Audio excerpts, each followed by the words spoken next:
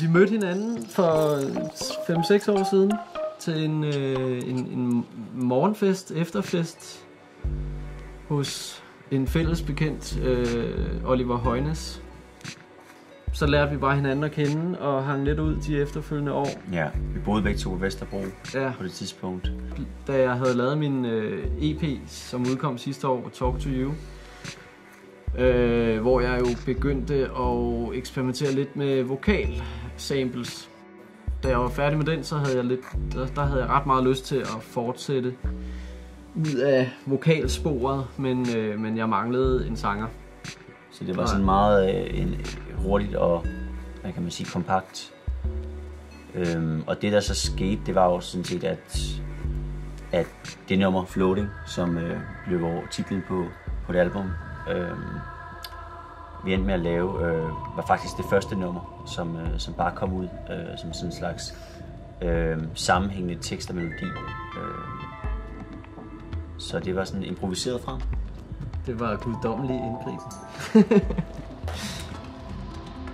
My love, something has gone. What made me run? I don't know.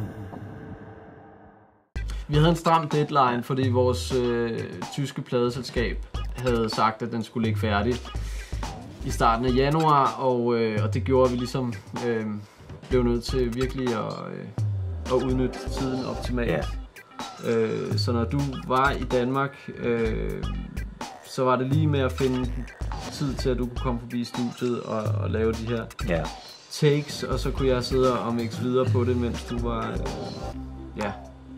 når du så var rejst hjem igen. Yeah. Altså, og så skal det siges, at så har Tobias jo så været med løbende i processen, i og med at han har hørt de midlertidige mix og kommet med kommentarer. Og titlen kommer fra tracket af samme navn, som er opstået i en af vores improvisatoriske sessions der. Den første? Ja. Den første session, vi lavede. Og det beskriver et eller andet sted meget godt, hvad kan man sige, den tilstand, hvor vi begge havde lyst til at befinde os i, rent musikalsk.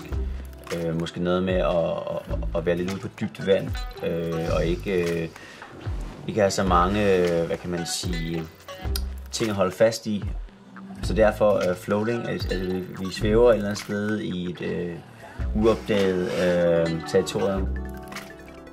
Der er dels kommet nogle reallydsoptagelser, som du har været ude og optage fra Silver Lake, Silver Lake området, som er på en del af pladens tracks. Men så synes jeg også, der er i Tobias' stemme, er der sådan et spøgelse af noget amerikansk popkultur, kan man måske sige. Der er noget, jeg ved ikke om det ligefrem er LA, men der har været sådan lidt, Lionel Richie har dukket op, og Michael McDonald var op og vende en omgang. Det skræmmer mig, når du siger det der.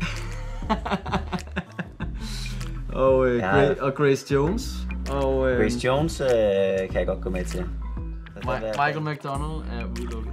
Men no thanks.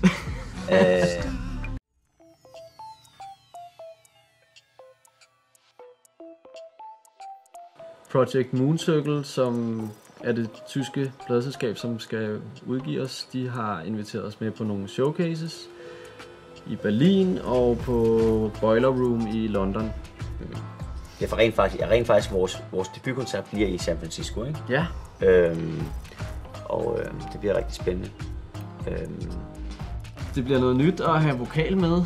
Det bliver super fedt. Det glæder jeg mig rigtig meget til. Og ikke at skulle rejse rundt alene, det er jeg jo vant til. Så ja, det bliver også spændende for mig at skulle stå sammen med en elektronisk dude der bag ved mig, og, eller ved siden af mig, eller foran mig, ved jeg ikke. Men jeg tror også rent live-mæssigt vil det være nyt for os begge to. I Tyskland vil der være en masse, i hvert fald forhåbentlig shows, fordi vi kommer ud på Project Mooncircle, og så i USA er der også vildt spændende at se, hvordan folk reagerer på sådan en lidt sjov, anderledes blanding af nordisk elektronisk musik og sådan noget Los Angeles Grace Jones. Fregnet vokal, ja. Grace Jones. Fregnet soul. Ja. Det er vi spændt på. Det er helt sikkert.